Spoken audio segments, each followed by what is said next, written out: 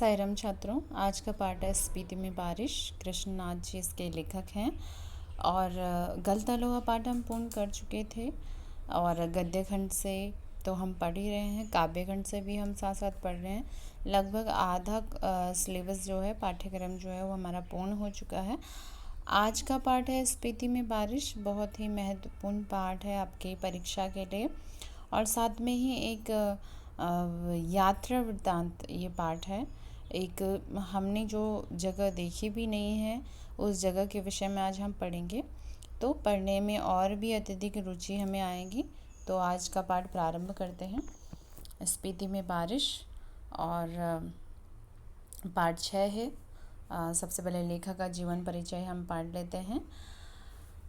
कृष्णनाथ जी 1934 वाराणसी में इनका जन्म हुआ। लद्दाख में राग विराग किन्नर धर्मलोक, स्पीति में बारिश, पृथ्वी परिक्रमा, हिमालय यात्रा, अरुणाचल की यात्रा, बौद्ध निबंधावली, हिंदी और अंग्रेजी में कई पुस्तकों का संपादन इन्होंने किया और लोहिया सम्मान पुरस्कार से इन्हें नवाजा गया था। कृष्णनाथ के व्यक्तित्व के कई पहलू हैं। काशी हिंदू विश्वविद्यालय में अर्थशास्त्र में एमए के बाद उनका झुकाव जो है समाजवादी आंदोलन और बौद्ध दर्शन की ओर चला गया। बौद्ध धर्म में उनकी गहरी रुचि थी। वे अर्थशास्त्र के विद्वान थे और काशी विद्यापीठ में इसी विषय में वो क्या थे, प्रोफेसर भी रहे हैं। अंग्रेजी और हिंदी दोनों भाषाओं में उनका अधिकार था और दोनों में की पत्रिकारों में भी उनका जुड़ाव रहा है। हिंदी की साहित्य पत्रिका कल्पना के संपादन मंडल में वे कई साल रहे और अंग्रेजी मैनकाइंड में कुछ वर्षों तक भी उन्होंने संपादन किया। राजनीतिक हो, पत्रकारिता हो या अध्यापन की प्रक्रिया में उन्होंने बहुत सारी रुचि दिखाई। साथ साथ वो बौद्ध दर्शन की ओर भी जुड़े और ब्रजियानी परंपरा का अध्ययन भी शुरू किया। बहुत सारी चीज़ें उन्होंने अपने जीवन में सीखी हैं और उसका अनुभव प्राप्त किया है। और कृष्णमूर्ति ने जब बौद्ध विद्वानों के साथ चिंतन मनन शुरू किया तो वे कृष्णनाथ भी उनमें शामिल थी और बौद्ध दर्शन पर कृष्णनाथ भी काफ़ी कुछ उन्होंने लिखा है।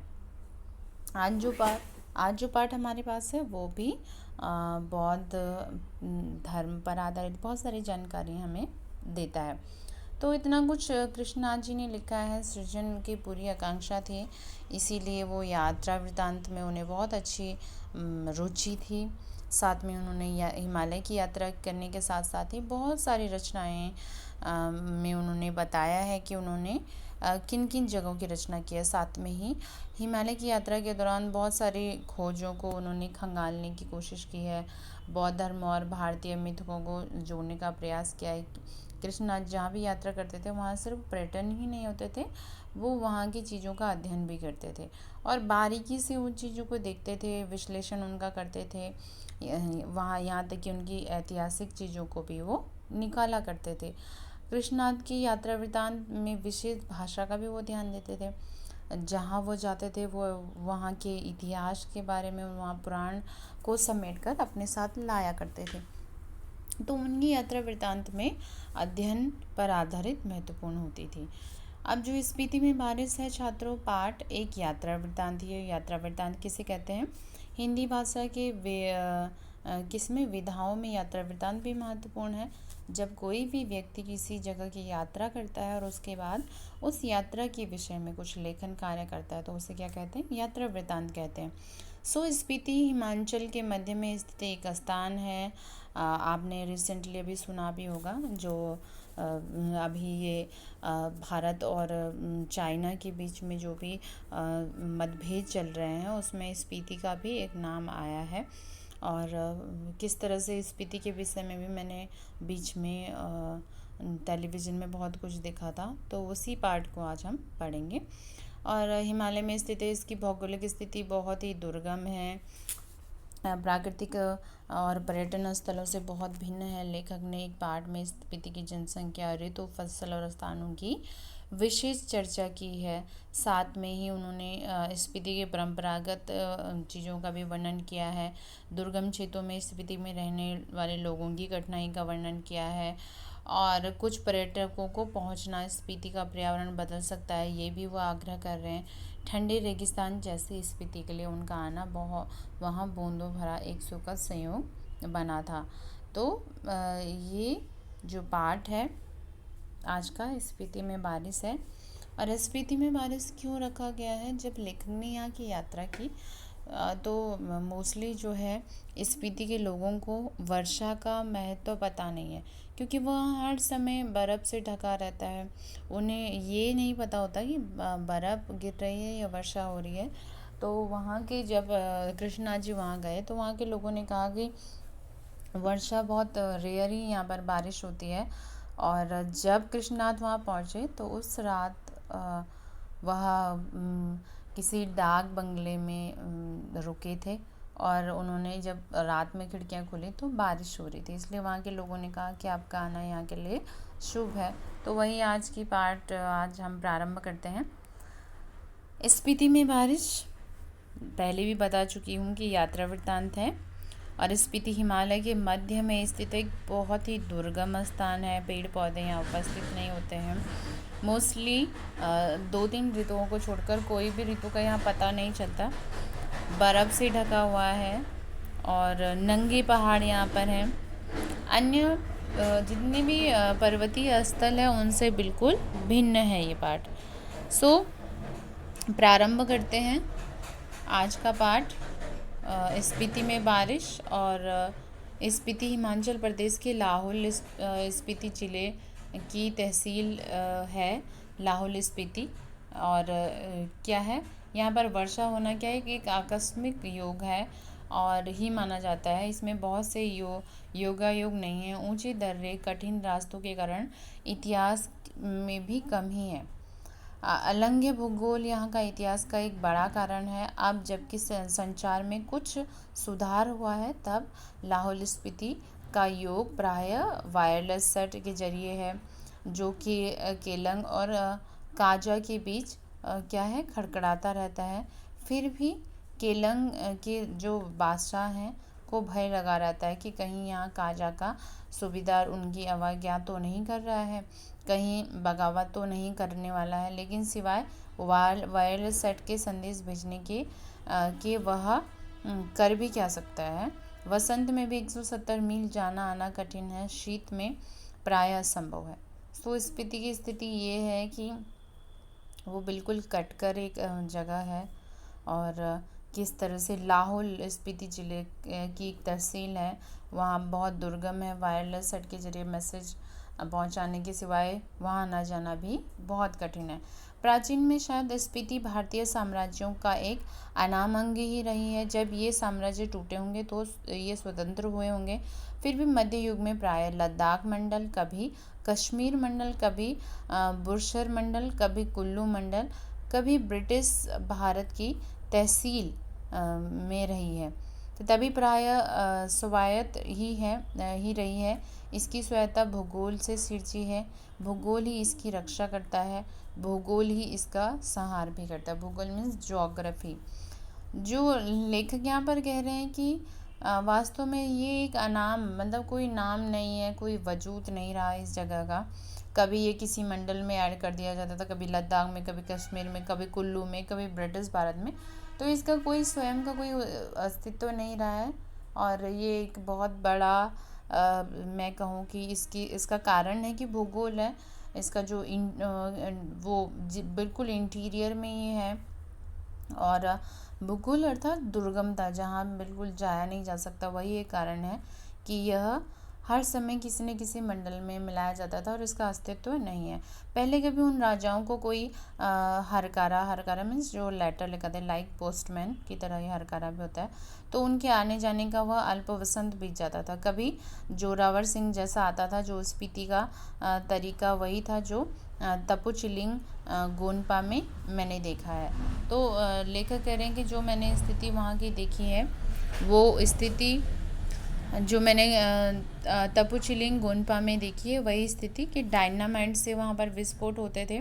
और हुआ तो लाहुली हंसत कर, आंख मूंद कर, चांगमा तना पकड़ या एक दूसरे को पकड़कर बैठ गए। जब धमाका गुजर गया तो फिर डरते डरते आंखें खोलकर उठे।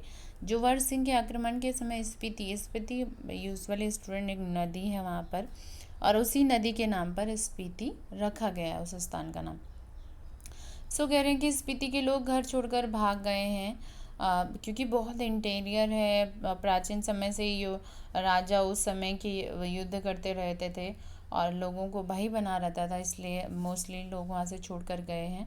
उनमें स्पीति और कोई विहारों को लूटा, तो यहाँ पर अप्रतिकार शायद ही स्पीति की सुरक्षा पद्धति है।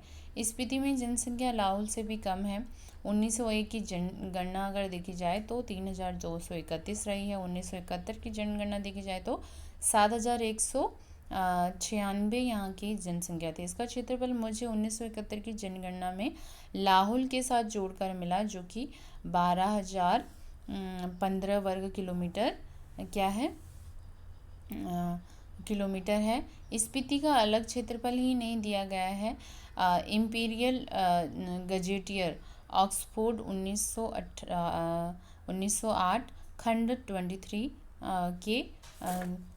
के अनुसार यह क्षेत्रफल 2155 वर्ण मील है। इस तरह स्पीति की जनसंख्या प्रति वर्ग मील 4 से भी कम है। 1901 में यह प्रति वर्ग मील 2 से भी कम हो गई थी।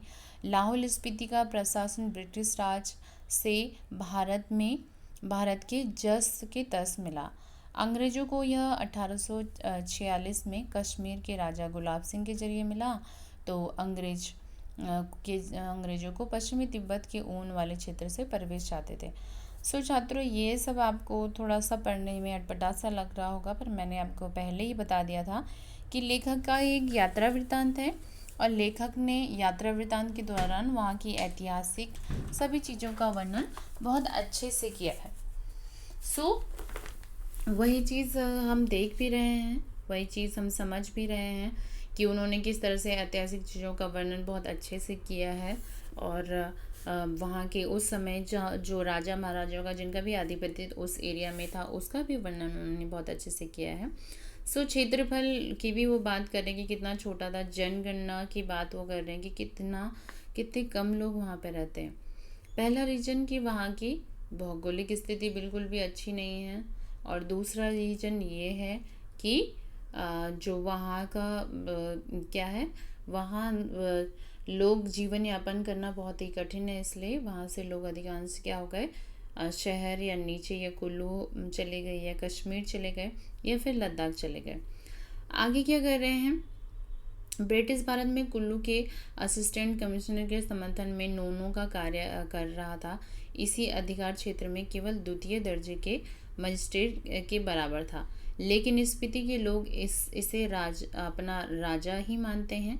राजा ही नहीं, वे दमयंती जी को रानी भी मानते हैं। सो स्पीति के लोगों ने उस समय जब हमारा देश आज़ाद नहीं हुआ था, तो उस समय वो किसको मानते थे, असिस्टेंट कमिश्नर को ही सब कुछ मानते थे।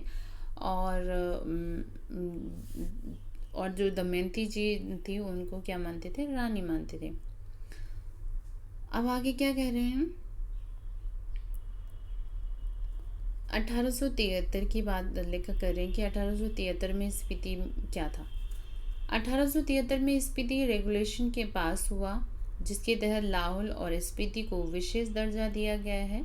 ब्रिटिश भारत के अन्य कानून यहाँ नहीं लागू होते हैं।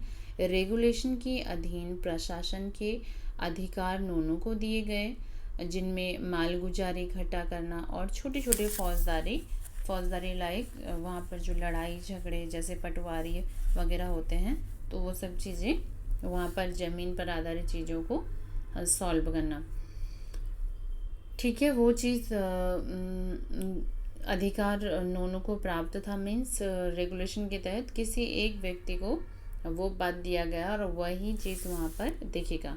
उसके ऊपर के मामले कमिश्नर के पास भेज दिया जाता था।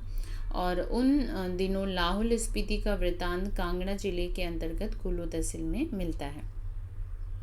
स्वराज्य के बाद 1960 में लाहौल स्पीति पंजाब राज्य के अंतर्गत एक अलग जिला बना दिया गया, जिसका केंद्र केलंग में था। 1966 में जब हिमाचल प्रदेश राज्य बना, तो लाहौल स्पीति उनकी उत्तरी छोर जिला हो गया। यह देश का सबसे अधिक दुर्गम क्षेत्र था और क्षेत्र है भी। स्पीति 31.42 और 32.59 अक्षांश और उत्तर में 77.26 और 78.42 पूर्व देशांतर के बीच स्थित है। यह चारों ओर से ऊंचे ऊंचे पहाड़ों से कैदी है। इन पहाड़ों की औसत ऊंचाई 18,000 फीट है। यह पहाड़ उसे पूर्व में तिब्बत, पश्चिम में लाहौल, दक्षिण में किन्नौर और उत्तर में लद्दाख से अलग करते हैं। छात्रों, इसमें कंफ्यूज होने की कोई आवश्यकता नहीं है। जो अभी मैं समरी भी आपको समझाऊंगी। स्पीति का वर्णन लेखक डिटेल में कर रहे हैं, क्योंकि उन्होंने यात्रा वृत्तांत किया, तो हर एक चीज़ वो हम सबको बताने का प्रयास कर रहे हैं कि स्पीति यहाँ पर स्थित है, बहुत दुर्गम स्थान में है, किस तरह से मैं वहाँ पहुँच पाया और उसकी भौगोलिक स्थिति कैसी थी। साथ में ही उस समय जब हमारा देश आज़ाद नहीं हुआ था या आज़ादी के बाद भी स्पीति की स्थिति कैसी थी, किस तरह से इस स्पीति को संघर्ष करना पड़ा, कभी किसी राज्य में कभी किसी जिले में विलय होने के लिए। आगे क्या कर रहे हैं। स्पीति पश्चिम के हिमालय में लगभग सोजा मैंने जो आपको बताया था कि किन्नौर और उत्तर में लद्दाख से अलग करते हैं। इसकी मुख्य घाटी इसी नाम की स्पीति नदी की घाटी है। छात्रों, स्पीति नदी है, मैंने आपको पहले भी बताया, और स्पीति नदी के नाम पे इस स्थान में स्पीति रखा गया है।